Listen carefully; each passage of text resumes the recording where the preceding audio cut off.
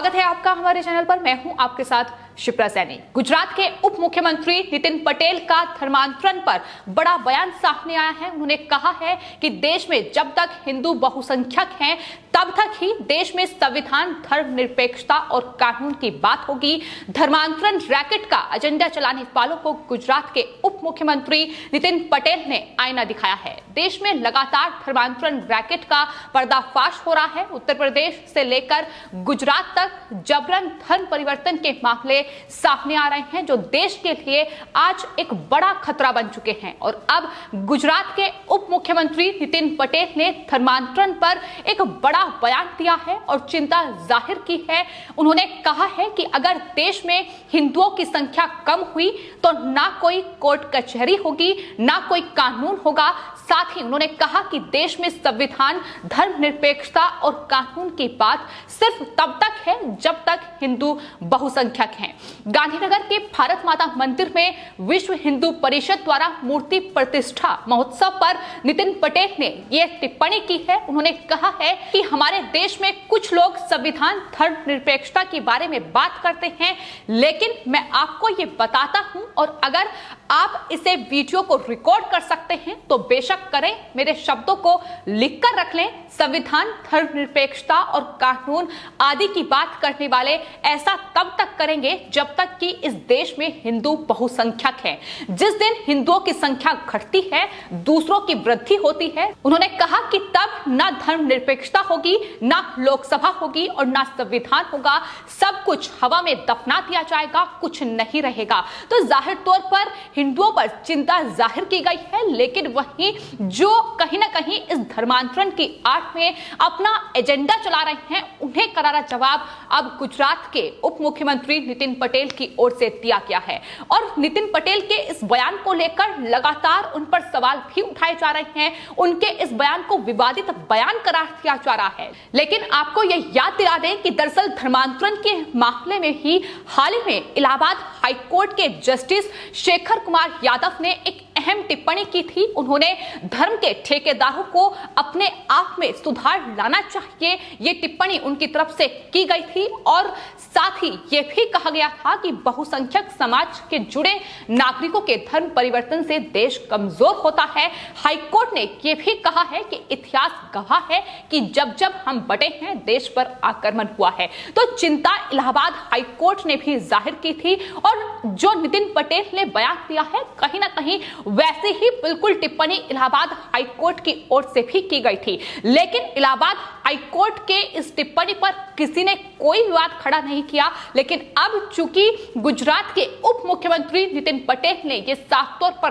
कहा है कि अगर देश में हिंदू बहुसंख्यक हैं तो ये तमाम सवाल उठते रहेंगे जाहिर तौर पर। हालांकि उन्होंने अपने इस पूरे बयान में यह भी कहा कि मैं सभी के बारे में बात नहीं कर रहा हूं। मुझे यह भी साफ कर देना चाहिए कि लाखों मुसलमान जो हैं देश में वो देशभक्त हैं, लाखों ईसाई जो हैं वो देशभक्त हैं। गुजरात पुलिस में हजारों मुसलमान हैं, वे सभी देशभक्त हैं। लेकिन जिस तरीके से धर्मांतरण को लेकर ये तमाम एजेंडा चलाया जा रहा है, किस तरीके से जो इस्लाम अपनाने पर मजबूर किया जा रहा है, उसको लेकर उन्होंने जाहिर तौर पर चिंता जाहिर की है। आपको ये बता दें कि 15 जून को गुजरात में धर्मांतरण रोधी कानून को लागू किया गया।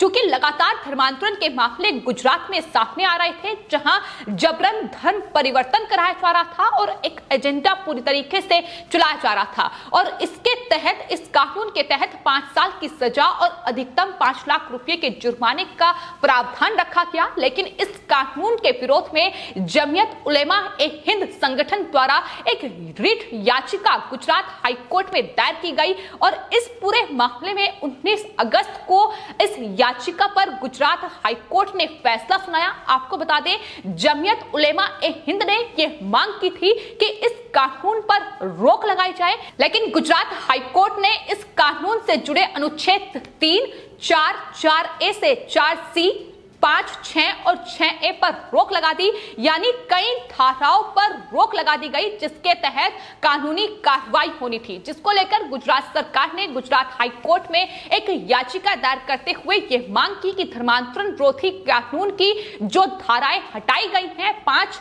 जो धाराएं जिस पर रोक लगाई गई है, उस रोक को हटाया जाए। लेकिन गुजरात हाईकोर्ट ने नए धर्मांतरण विरोधी कानून की धारा 5 पर लगी रोक को हटाने से इनकार कर दिया। गुजरात सरकार की याचिका को खारिज कर दिया गया, जिसके बाद ये धर्मांतरण विरोधी जो कानून है उसको लेकर गुजरात में बवाल जारी है। और इस पर ही गुजरात के उप मुख्यमंत्री नितिन पटेल ने टिप्पणी की है। उन्होंने कहा है कि दरअसल धर्मांतरण विरोधी कानून गुजरात फ्रीडम ऑफ रिलीजन अधिनियम 2021 के बारे में उन्होंने इस मौके पर बात की।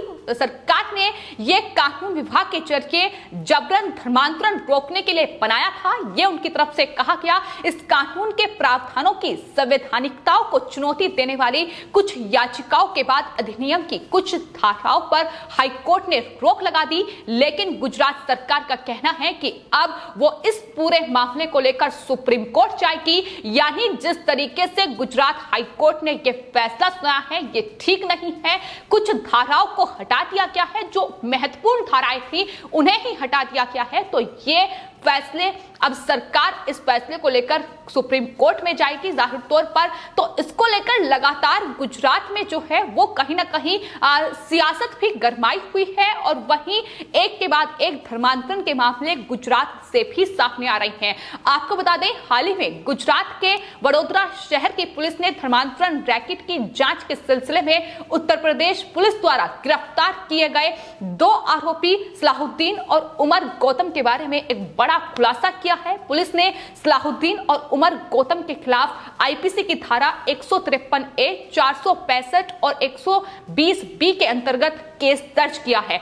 पुलिस ने यह खुलासा किया है कि पिछले 5 सालों में आरोपियों को हवाला के जरिए 60 करोड़ के साथ साथ विदेशी चंदे से 19 करोड़ रुपए मिले हैं। और वडोदरा के पुलिस कमिश्नर शमशेर सिंह ने ये जानकारी दी है कि हवाला फंड दुबई के रास्ते भारत आता था। आरोपियों को एक ट्रस्ट के जरिए यूके, यूएस और यूए से ये विदेशी चंदा मिलता था। उन्होंने ये भी जानकारी दी है कि आरोपियों ने 5 राज्यों में इस फंड के जरिए 103 मस्जिदों का निर्माण भी करवाया है। इसके अलावा सरकार विरोधी प्रदर्शन के लिए भी हवाला फंडिंग का इस्तेमाल किया गया है। और इन आरोपियों को जम्मू कश्मीर से भी इनका संबंध है, यह खुलासा भी उनकी तरफ से किया गया है। पुलिस के मुताबिक दोनों आरोपी यानी मोहम्मद उमर गौतम और सलाहुद्दीन शेख फिलहाल लखनऊ की जेल में बंद हैं। और आपको यह भी बता दें कि उत्तर प्रदेश एटीएस ने दिल्ली से जहां उमर गौतम को जून में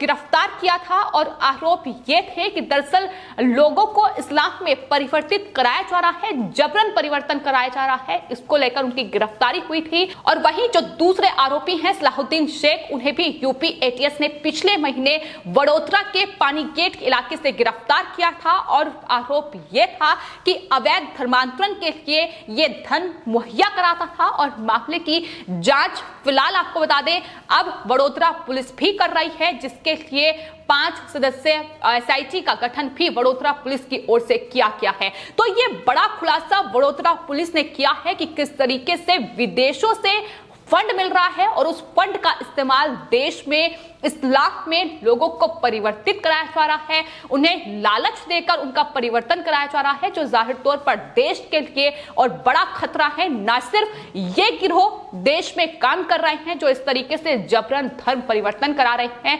बल्कि देश में बैठे ही कुछ राजनेता, कुछ एजेंडाधारी लोग इस तरीके से उनका साथ दे रहे हैं। जबरन धर्मांतरण के मामले लगातार देश में सामने आ रहे हैं, जिसको लेकर अब गुजरात में धर्मांतरण विरोधी कानून पूरी तरीके से लागू किया जाए। गुजरात हाईकोर्ट ने जिन 5 धाराओं पर रोक लगाई है वो उसमें सम्मिलित किया जाए, उन्हें हटाया ना जाए, ये साफ तौर पर अब गुजरात के उप मुख्यमंत्री नितिन पटेल की ओर से कहा गया है। उन्होंने इस बात को लेकर साफ तौर पर चिंता जाहिर की है कि दरअसल अगर हिंदू बहुसंख्यक हैं तो इन एजेंडेधारियों का एजेंडा चलता रहेगा, ये तब तक धर्मनिरपेक्षता कानून तमाम बातों पर सवाल खड़ा करते रहेंगे। लेकिन कहीं ना कहीं आज जो देश में धर्मांतरण के मामले सामने आ रहे हैं, फिर चाहे बात उत्तर प्रदेश की हो, मध्य प्रदेश की हो या गुजरात की हो, तो कहीं ना कहीं ये जबरन धर्म परिवर्तन के मामले लगातार देश को खोखला बना रहे हैं, जिन पर शिकंजा लगातार कसा जा रहा है। धर्मांतरण विरोधी कानून राज्यों में लागू किया जा रहा है, लेकिन कई इस्लामिक संगठन ऐसे हैं, कई कट्टरपंथी लोग ऐसे हैं जो लगातार इसका विरोध कर रहे हैं, लेकिन दुर्भाग्यपूर्ण बात यह है कि अदालतें भी उनका समर्थन कर रही है, जो अपने आप में कहीं ना कहीं देश के लिए बड़ा खतरा है। फिलहाल आपकी इस पूरे मामले पर क्या राय है, हमें कमेंट बॉक्स में जरूर लिखें और चैनल को सब्सक्राइब करें। धन्यवाद।